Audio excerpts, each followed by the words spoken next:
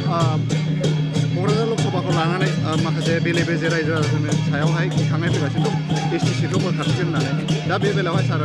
नोंथांनि दोलोआ माबोरै सावरायनानै माबोरै खालामनो सानो क'क्राझार लकसभा समष्टिजों लोगोसेनो सारा आसामाव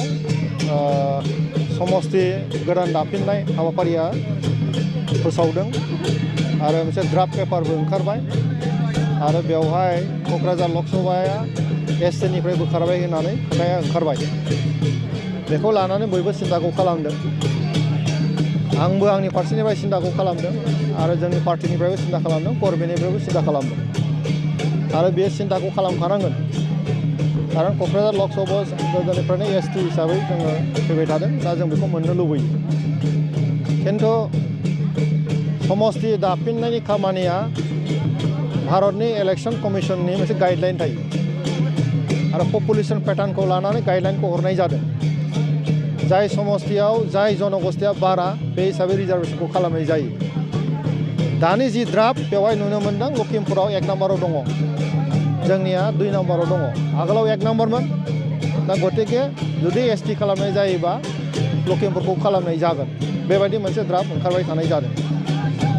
दा बे खोथाखौ लानानै जों इमोसन जानायनि जुक्ति गैया इमोसना थानांगौ नो डाउट खिन्थु इमोसनल'जों जानाय नङा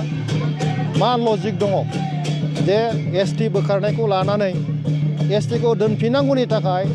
जोङो माबे बिथिंजों खामानि मावब्ला जोङो मोनगोन बेखौ लानानैसो जोङो सिन्ताखौ खालामनानै खामानि मावनांगौ दिनै सम गतिके आबिगेट भाबै जोङो जोंनिखा जों मोनखानांगौ बिदि दाबिला बायनानै आन्दलन खालामबाबो बारा मोजां जानाय नङा गतिके आंनि सिन्ताया जाबाय मा जों बयनाबो सिन्ताया एखे एसटि हिसाबै जोङो मोननांगौखौ जों बयबो लुबैदों बेखौ मोनफिननांगौनि थाखाय जाय लेभेलाव खोथाखौ बुङोबा खामानि होगोन जि अथरिटिनाव खोथाखौ बुङोबा खामानि होगोन बे अथरिटिनि खाथियाव जों थांनानै बुंहैनायखौ माबोरै खालामनांगौ बेनि बागै सिन्ताखौ खालामगासिनो दङ आरो जों खालामनो नाजागोन आरो बेनि थाखाय